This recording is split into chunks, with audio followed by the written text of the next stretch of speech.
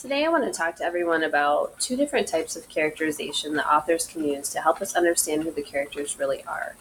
So, the first type of characterization that the author can use is called direct characterization, and that's where they tell us something directly about what the character's like. So, Bob likes football, Sally loves baking, but the most common type of characterization the authors use is called indirect characterization.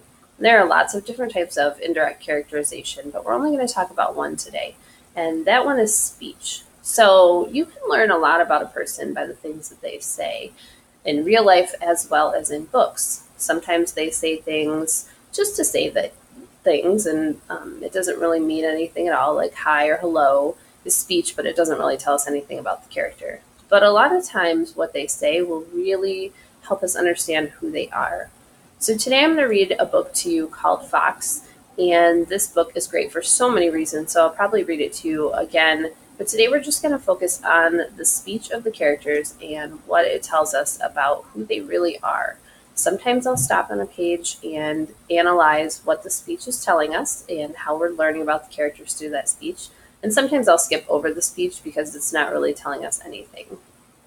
Forgive me in advance because this is the first time that I'm recording, and so it might be a little awkward for me to figure out how to show you the pages. And the text in this book also turns, so sometimes it's this way and sometimes it's this way. So it's not really a good book to easily be read on camera, but just, give me a chance here. So this book is called Fox,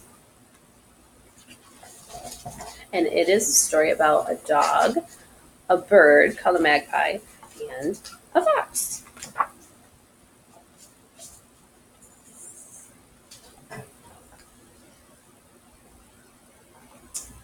Through the charred forest, over hot ash, runs Dog with a bird clamped in his big, gentle mouth.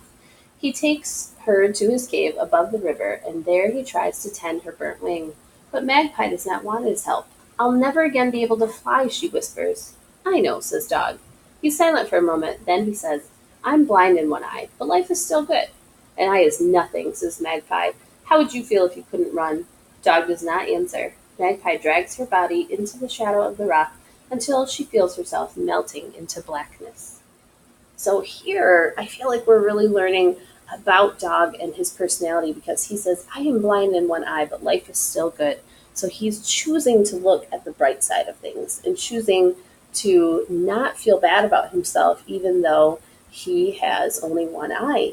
And Magpie, we're learning that right now she's a little bit crabby. She's looking at the downside of things. We'll see if her attitude changes.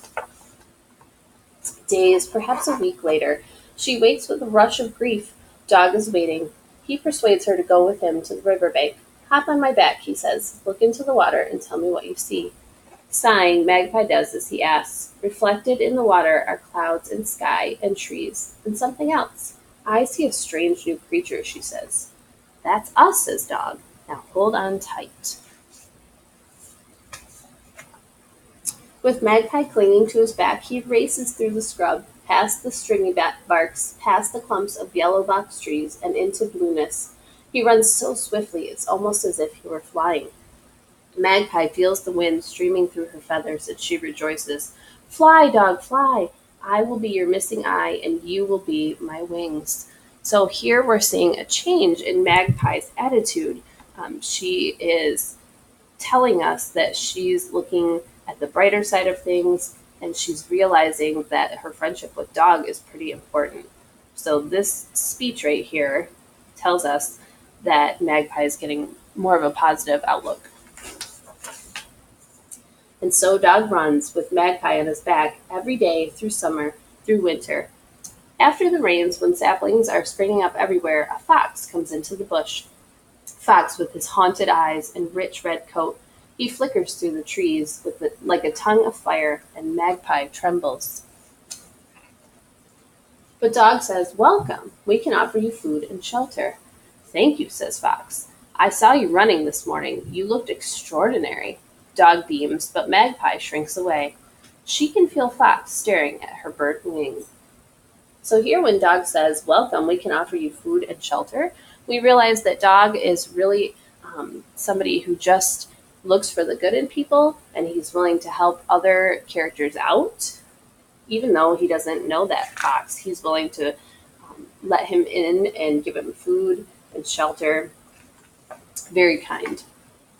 In the evenings, when the air is creamy with blossoms, Dog and Magpie relax at the mouth of the cave, enjoying each other's company. Now and again, Fox joins in the conversation, but Magpie can feel him watching, always watching her. And at night, his smell seems to fill the cave, a smell of rage and envy and loneliness. Magpie tries to warn Dog about Fox. He belongs nowhere, she says. He loves no one. But Dog says, he's all right. Let him be. And so we're really getting a sense that maybe Magpie is a little bit more observant of characters, and Dog is just so willing to look at the good in people that sometimes, almost to a fault, he's not looking at the bad. That night, when Dog is asleep, Fox whispers to Magpie, I can run faster than Dog, faster than the wind. Leave Dog and come with me. Magpie says, I'll never leave Dog. I'm his missing eye, and he is my wings. So we're beginning to see a little bit of the trickiness in Fox here in what he's saying. He's trying to get Magpie to leave Dog. He's trying to ruin their friendship. And he definitely has an agenda here.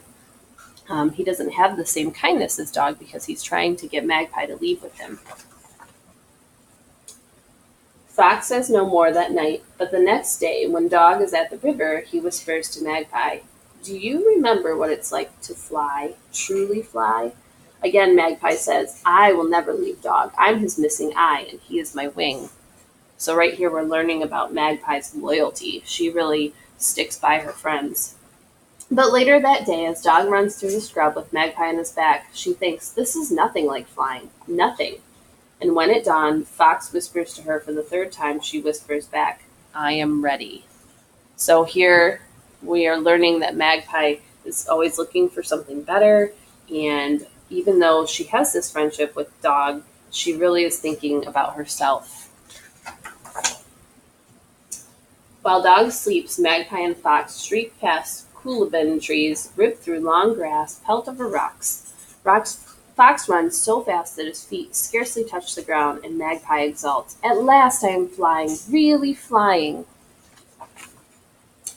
Fox scorches through woodlands, through dusty plains, through salt pans, and out into the hot red desert. He stops, scarcely panting. There's silence between them. Neither moves, neither speaks. Then Fox shakes Magpie off his back as he would a flea and pads away. He turns and looks at Magpie, and he says, now you and Dog will know what it's like to be truly alone. Then he's gone. In the stillness, Magpie hears a faraway scream. She cannot tell if it's a scream of triumph or despair. Wow, this line of speech right here really tells us what that fox is like. Now you and Dog will know what it's like to be truly alone. So we're learning that the fox is bitter and he's hateful. He doesn't really want to bond with Magpie or Dog. He just wants to separate them so that they will both be miserable. It's a really strong indirect characterization right there. Magpie huddles, a scruff of feathers adrift in heat. She can feel herself burning into nothingness. It would be so easy just to die here in the desert. But then she thinks of Dog waking to find her gone. Slowly, jiggity-hop, she begins the long journey home. So today we were able to look at this book, Fox, to see how this author uses speech to teach us about the characters. This weekend, I want you to be thinking about Edmund in chapter 1 and how we learned about him through his speech, because on Monday we're going to be talking about that.